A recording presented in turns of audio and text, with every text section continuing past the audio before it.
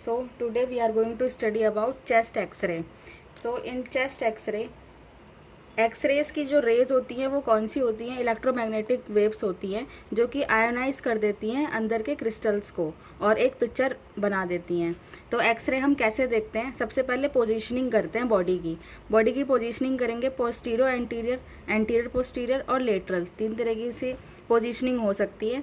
तो जिसमें posterior anterior में क्या होता है कि जिधर से भी रेज आ रही होती है, एक्सरे की जो रेज आएंगी वो पोस्टीरियर साइड आएंगी, यानी कि बैक में लगेगी, फ्रंट पे नहीं लगेगी। ये फ्रंट है और ये बैक है, तो जो रेज आएंगी वो बैक पे आएंगी, जिससे हमारी जो इमेज बनेगी वो बड़ी इमेज बनती है और अच्छी इमेज बनती है। तो सबसे ज़्यादा जो प्रिफर्ड होता है वो पोस्टीरियर एंटीरियर एक्सरे ही होता है। हमेशा पीछे से ही जो रेज आती है उससे जो इमेज बनेगी वो अच्छी बनती है, क्योंकि मान लो ये आपकी प्लेट है और यहाँ पर आपका ऑब्जेक्ट है, तो दूर है, ये हार्ट है, हार्ट हमारा दूर होता है। तो जब ये रेज आएगी तो ये इमेज जो है वो बड़ी बनाती है प्लेट पे, पीछे प्लेट रखी जाती है आगे की साइड और पीछे से रेज आएंगी, तो जो ये रेज आएंगी वो इमेज बड़ी बनाएंगी। वहीं पर अगर एंटीरियर पोस्टीरियर की बात करें तो उसमें जो हार्ट होता है वो पास में होता है, जो रेज आती हैं बिल्कुल फ्रंट के साइड आएंगी। तो ये सुपाइन में भी हो सकता है, हमारा सीधा लेट कर भी करते हैं इसको, जिसमें पेशेंट उठ नहीं पाता उसमें करते हैं एंटीरियर पोस्टीरियर मैक्सिमम केसेस में, या फिर पेशेंट जो है वो एबल नहीं है जाने के तो उसमें एंटीरियर पोस्टीरियर करते हैं। तो इसमें क्या करेंगे, सामने से रेज आएंगी, हार्ट बिल्कुल सामने होगा, तो जो वो बनेगी, इमेज बनेगी वो छोटी बनती है, क्योंकि जो आपकी वो है बिल्कुल पास में, आपका ऑब्जेक्ट बिल्कुल पास में है, तो जो इमेज बनाएगा वो बहुत छोटी इमेज बनाता है। वहीं पर अगर दूर है आपका ऑब्जेक्ट तो फिर उसकी इमेज बड़ी बनती है। तो पोस्टीरियर एंटीरियर जो होता है वो सबसे कॉमन होता है। तो जो एक्सरे होती हैं वो आगे के साइड से आ रही है, पीछे के साइड से आ रही होती है और इमेज जो है वो आगे बनती है, और प्लेट जो है वो हार्ट के साइड रखा जाता है, अपोजिट साइड रखा जाता है। इतना याद रखना, जौन सा भी व्यू हम कर रहे हैं पोस्टीरियर एंटीरियर कर रहे हैं तो रेस पोस्टीरियर ही आएंगी। सो इसमें क्लियर इमेज दिखती है हमें, इसलिए सबसे ज़्यादा प्रीफर्ड होता है ये। वहीं पर एंटीरियर पोस्टीरियर की बात करें तो एंटीरियर पोस्टीरियर जो होता है वो इमरजेंसी केसेस में करते हैं, जिसमें पेशेंट अपने खुद से एबल नहीं होता, तो उन्हीं केसेस में हम ये करते हैं कि इसमें इमेज जो होती है वो छोटी बनती है और क्लियरली विजिबल नहीं होती।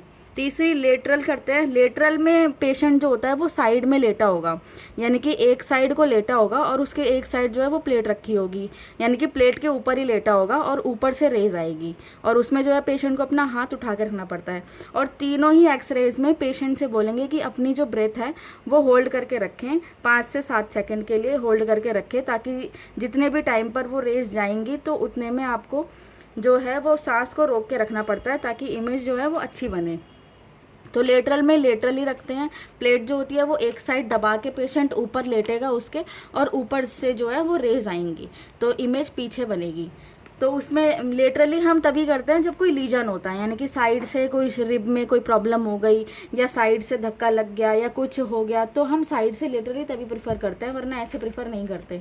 एक साइड में कोई लीजन होता है तभी हम ये करवाते हैं। एनालिसिस कैसे करते हैं?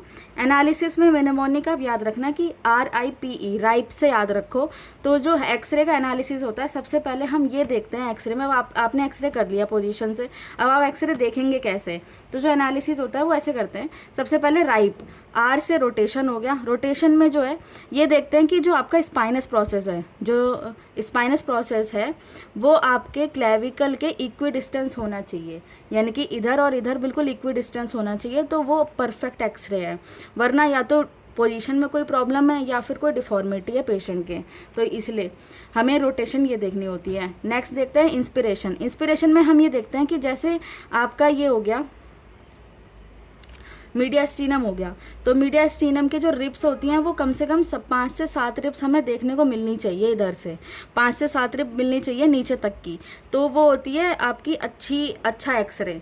तो उसमें जो पीछे से पोस्टीरियर साइड से जो रिब्स आती हैं, पोस्टीरियर साइड से जो ऐसे रिब्स आती हैं वो कम से कम 7 रिब तो होनी चाहिए। अगर 7 से कम है इसका मतलब कोई डिफॉर्मिटी है पेशेंट की।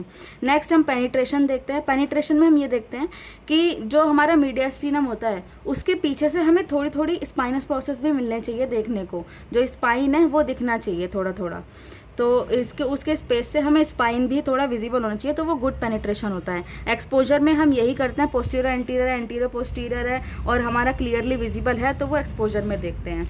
नेक्स्ट हम ये देखते हैं कि असेसमेंट कैसे करते हैं एक्सरे का।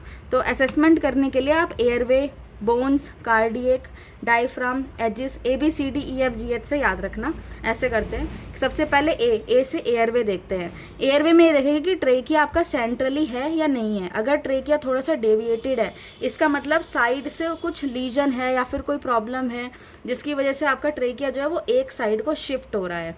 तो या तो वो प्लेट की वजह से ऐसा हो रहा है, इमेज फॉर्म होने की वजह से, या फिर कोई इशू है पेशेंट के पोजीशन इशू या फिर कोई अदर इशू है। नेक्स्ट हम बोन्स एंड सॉफ्ट टिश्यूज़ देखते हैं कि जो बोन्स होती है हमारी रिब्स वो क्लियरली विजिबल होनी चाहिए।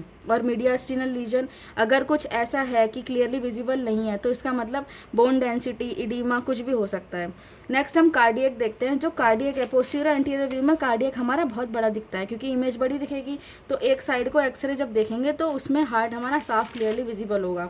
तो इसमें पोस्टीरियर एंटीरियर में क्या होता है, जो हार्ट है वो जो चेस्ट विड्थ है उसके 50% कम होना चाहिए। जो जैसे इतनी चेस्ट विड्थ हो गई 100, तो इसमें से आपके 50 जो है वो हार्ट आना चाहिए, 50 से थोड़ा कम। एंटीरियर पोस्टीरियर में 50 से 60 आता है।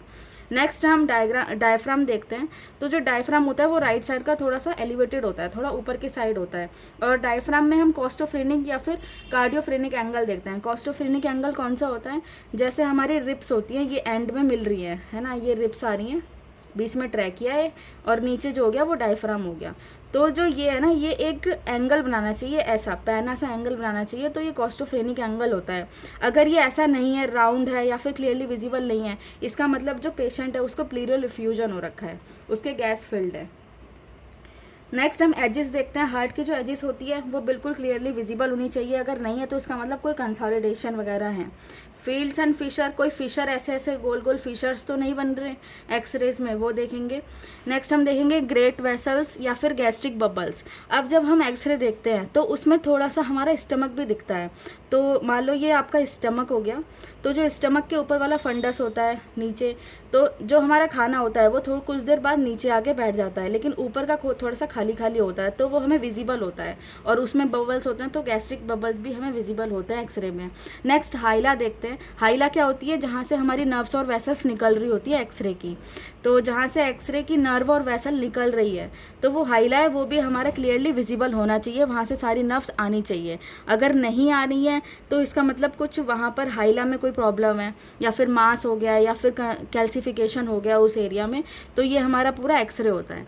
अब एक्सरे आप लोग देख लेंगे पूरा। सबसे पहले आप एनालिसिस उसका करेंगे, ऐसे राइट से एनालिसिस करेंगे, रोटेशन, इंस्पिरेशन, पेनिट्रेशन, एक्सपोजर, पूरा देखेंगे कि आपका एक्सरे सही है या नहीं है। फिर उसके बाद आप देखते हैं कि उसमें एयरवे, ट्रेकिया अपना सेंट्रली है या फिर उसमें कुछ गोल गोल से फिशर्स तो नहीं आ रहे। डायफ्राम जो है उसका कॉस्टोफ्रेनिक एंगल देखेंगे, अगर एंगल मुड़ा हुआ है तो प्लूरल इफ्यूजन हो रखा है उसको, पेशेंट को।